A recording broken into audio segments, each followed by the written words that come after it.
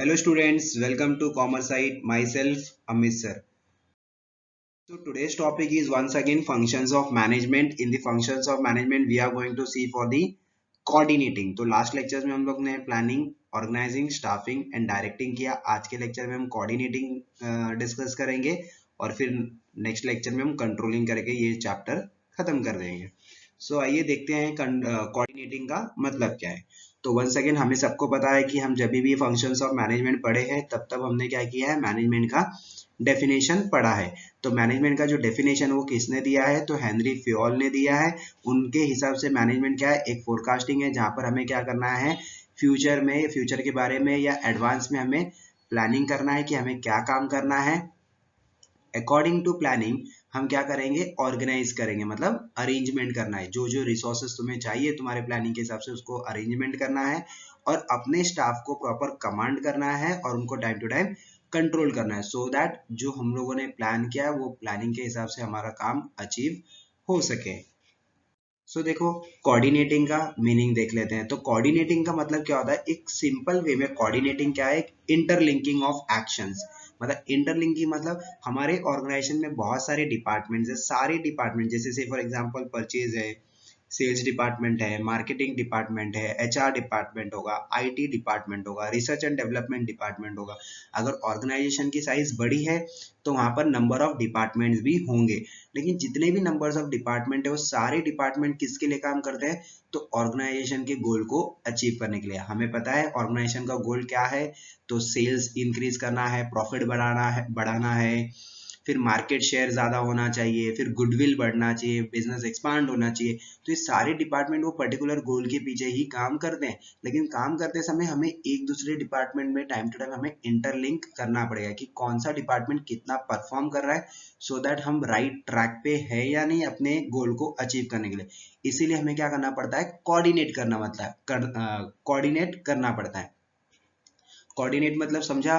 तो जहां पर हम क्या करने वाले हैं, जैसे जो सेल्स डिपार्टमेंट है वो किससे कोऑर्डिनेट करेगा, मार्केटिंग डिपार्टमेंट से. मार्केटिंग डिपार्टमेंट सेल्स डिपार्टमेंट से कोऑर्डिनेट करेगा. तो ऐसे सब मिलजुल के एक दूसरे से कोऑर्डिनेट करके अपना काम करते हैं. और इवन जो कोऑर्डिनेशन है वो सारे लेवल पे भी होता है, चाहे वो टॉप लेवल हो, चाहे मिडिल लेवल हो, चाहे वो लोअर लेवल हो. टॉप लेवल वाला कोऑर्डिनेट किससे करेगा, मिडिल वाले से. मिडिल लेवल किससे कोऑर्डिनेट करेगा, तो लोअर लेवल वाले से. तो कोऑर्डिनेशन का सिंपली ये क्या है, जो भी काम है उसको सिंक्रोनाइज करना. जितने भी सबऑर्डिनेट जो भी काम कर रहे हैं उनको टाइम टू टाइम क्वालिटी जो भी वो एफर्ट्स डाल रहे हैं वो सारी चीजों को हमें प्रॉपरली सिंक्रोनाइज करना है या उसको ऑर्डर में मेंटेन करना है, सो दैट हमारा जो भी एंटरप्राइज का, मतलब हमारे जो कंपनी का जो भी पर्पस है वो पर्पस अचीव हो सके. देखो अभी यहाँ पर बता रहा है इंपॉर्टेंस ऑफ कोऑर्डिनेटिंग. तो सबसे पहले पॉइंट नंबर 1 में बोल रहा है एनकरेजेस टीम स्पिरिट. देखो अगर ऑर्गेनाइजेशन में कोऑर्डिनेशन होगा, सारे लोग एक दूसरे से लिंक करके एक दूसरे से कोऑर्डिनेट करके अगर कोई काम करेंगे तो डेफिनेटली ऑर्गेनाइजेशन में जितने भी इंडिविजुअल्स है सारे ग्रुप ऑफ इंडिविजुअल्स साथ में आएंगे और उन लोग एक दूसरे के साथ एक टीम स्पिरिट में काम करेंगे. और उनको क्या होगा कि अगर देखो अगर कोऑर्डिनेशन अच्छा होगा तो डेफिनेटली वहां पर कोई भी टाइप का कॉन्फ्लिक्ट्स नहीं होगा, किसी के बीच में कोई भी झगड़ा नहीं होगा. सारे लोगों में, जो एम्प्लॉयर है जो एम्प्लॉय है, सारे लोगों में क्या होगा, एक अच्छा कोऑर्डिनेशन होगा और सारे लोग एक दूसरे के साथ मिलजुल के काम करेंगे. और जब जहां पर जिस ऑर्गेनाइजेशन में कॉन्फ्लिक्ट्स या डिस्प्यूट्स नहीं होता है तो वहां पर टीम स्पिरिट भी ज्यादा होता है और टीम स्पिरिट की वजह से काम भी अच्छे क्वालिटी का होता है. फिर कोऑर्डिनेशन हमें ये भी काम करता है, हमें क्या करता है, वो डायरेक्शन देता है.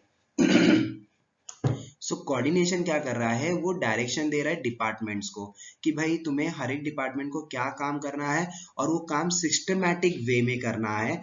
और सारे जो डिपार्टमेंट्स हैं वो इंटरडिपेंडेंस ऑफ डिपार्टमेंट है. देखो जैसे मैंने बताया कि जो परचेज डिपार्टमेंट वो किसके ऊपर डिपेंड होगा, तो फाइनेंस डिपार्टमेंट पे. क्यों, क्योंकि परचेज अगर करना है तो हमारे पास पैसा भी होना चाहिए. तो पैसा होने के लिए हम किसके ऊपर डिपेंड है, फाइनेंस डिपार्टमेंट पे. वैसे अगर हमारा सेल्स बढ़ाना है तो हमें किसके ऊपर डिपेंड होना पड़ेगा, तो मार्केटिंग डिपार्टमेंट पे, क्योंकि उन लोग जितना ज्यादा प्रमोट करेंगे उतना ज्यादा सेल्स होगा.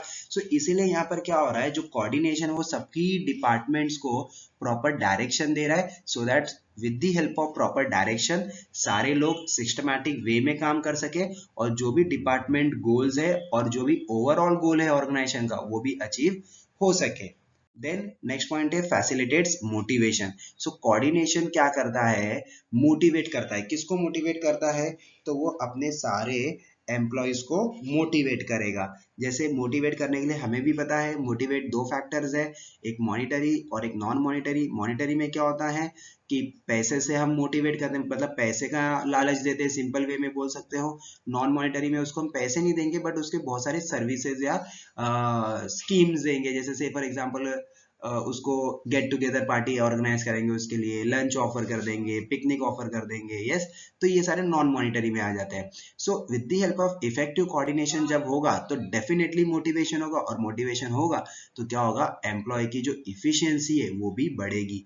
तो इफिशियंसी का मतलब क्या होता है, परफॉर्मेंस। तो देखो अगर हम एक दूसरे से कोऑर्डिनेट करके रखेंगे तो हमें हमें ऐसा लगेगा कि चलो हम एक दूसरे को मोटिवेट भी कर रहे हैं, और साथ ही साथ हमारी जो परफॉर्मेंस होगी वो भी इम्प्रूव होगी, और जिसके वजह से उसका पूरा जो क्रेडिट है किसको जाएगा, ऑर्गेनाइजेशन के ग्रोथ के लिए। अगर ऑर्गेनाइजेशन ग्रो होगा तो डेफिनेटली यहाँ पर एम्प्लॉयज के लिए भी फायदा होगा, मतलब एम्प्लॉयज भी क्या होगा, ग्रो होगा। सो यहाँ पर बोल रहा है अ प्रॉस्पर ऑर्गेनाइजेशन इंश्योर्स, जो अच्छी ऑर्गेनाइजेशन है वो क्या कर रहा है, जॉब सिक्योरिटी दे रहा है अपने एम्प्लॉयज को, उनको हायर इनकम दे रहा है, प्रमोशन एंड इंसेंटिव्स दे रहा है। समझ में आया, तो ये सारे मैंने वहां पर ही ऊपर वाले पॉइंट में कवर किया मोटिवेशन में, जो कि था मॉनिटरी एंड नॉन मॉनिटरी। तो नॉन मॉनिटरी में इवन हम लोग जॉब सिक्योरिटी भी देते हैं। तो जॉब सिक्योरिटी मतलब एम्प्लॉय का जो जॉब है वो सिक्योर्ड है, एम्प्लॉय को कोई भी टेंशन लेने की जरूरत नहीं है, और वो पूरा फोकस अपने जॉब पे डालेगा और अच्छी तरीके से काम करेगा। फिर ऑप्टिमम यूटिलाइजेशन ऑफ रिसोर्सेज। तो कोऑर्डिनेशन हमें ये भी हेल्प करता है कि हमारे ऑर्गेनाइजेशन में जो भी रिसोर्सेज है वो रिसोर्सेज का हमें क्या करना है, ऑप्टिमम यूटिलाइज करना है, मतलब उसका बेस्ट यूज करना है। तो बेस्ट यूज करेंगे तो क्या होगा, बेस्ट यूज करेंगे तो क्या होगा, हमारी जो कॉस्ट है, हमारा जो खर्चा है वो क्या हो जाएगा, ऑटोमेटिकली कम हो जाएगा।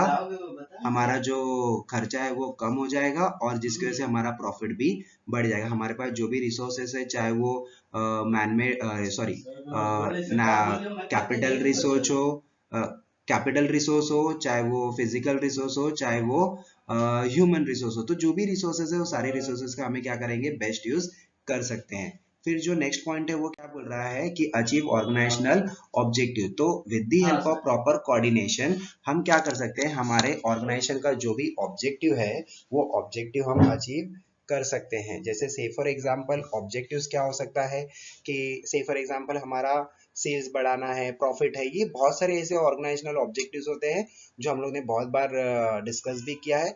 तो with the help of proper coordination हम अपने ऑर्गेनाइजेशन का ऑब्जेक्टिव्स भी अचीव कर सकते हैं। Improve relation. सो कोऑर्डिनेशन और भी हमें हेल्प करता है कि रिलेशन इम्प्रूव करता है ऑर्गेनाइजेशन में, चाहे वो लेवल्स ऑफ मैनेजमेंट हो, चाहे वो डिपार्टमेंट्स ऑफ मैनेजमेंट हो।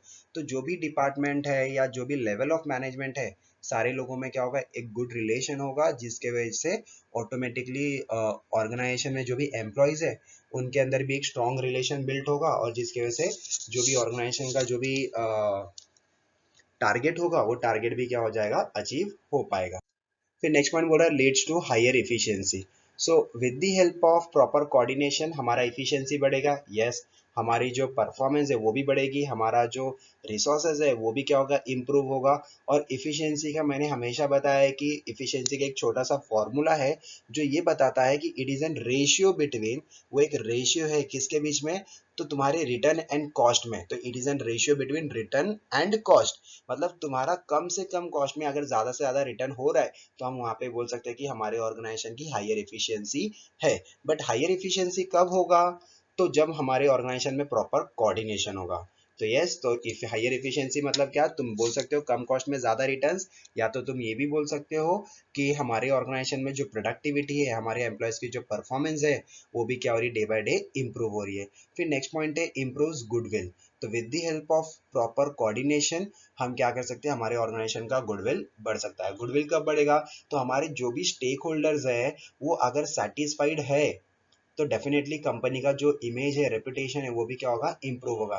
जैसे से फॉर एग्जांपल कि अगर कस्टमर को अच्छी क्वालिटी की सर्विस दे रहे हैं, एम्प्लॉयज को जॉब सिक्योरिटी दे रहे हैं, उसको टाइम टू टाइम पेमेंट दे रहे हैं, शेयर होल्डर्स को time to time dividend pay कर रहे हैं, गवर्नमेंट को टैक्स पे कर रहे हो, डीलर को टाइम टू टाइम उसके जो भी उसके इंसेंटिव्स है वो पे कर रहे हो, तो डेफिनेटली ये जो हमारे स्टेक होल्डर्स है उनके माइंड में गुडविल बढ़ेगा कंपनी का। लेकिन गुडविल बढ़ाने का भी जो मेन रीजन है वो क्या है, कोऑर्डिनेशन। तो with the help of proper coordination ये सारी चीजें हमारी इम्प्रूव या यस इम्प्रूव हो सकती है। सो नेक्स्ट पॉइंट है unity of direction. So unity of direction में क्या बोल रहा है, with the help of proper direction या with the help of proper coordination organization में एक प्रॉपर डायरेक्शन होगा।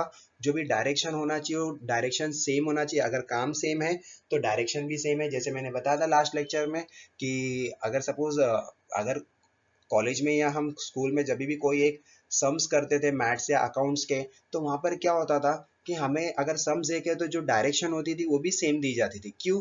क्योंकि अगर सबको हम अलग अलग मेथड पढ़ाया जाएगा, प्रोफेसर अगर अलग अलग मेथड पढ़ाएंगे तो बच्चे क्या हो जाएंगे, कंफ्यूज हो जाएंगे, और जो सम्स का जो लास्ट जो आंसर है वो भी टैली या आने वाला नहीं है।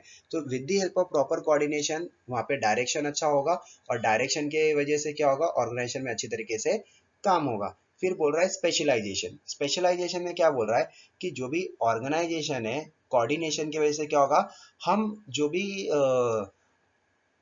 जो कैपेबल एम्प्लॉयज है वो कैपेबल एम्प्लॉयज को हम लोग क्या करेंगे, उनके स्पेशलाइजेशन को आइडेंटिफाई करेंगे, उनके एक्सपर्ट्स को आइडेंटिफाई करेंगे, उनमें जो भी एक्सपर्टाइज है उसको आइडेंटिफाई करेंगे, एंड अकॉर्डिंगली एक्सपर्टाइजेशन के हिसाब से या उनके स्पेशलाइजेशन के हिसाब से हम उन्हें काम को अलोकेट करेंगे, जिसकी वजह से क्या होगा, वो भी लोग अच्छी तरीके से काम करेंगे। सो आई होप आपको सारे पॉइंट्स क्लियर हो गए हैं। अगर फिर भी आपको किसी पॉइंट में डाउट है तो आप मुझे इस ईमेल आईडी पे लिख सकते हो, I am Amit your success partner @gmail.com।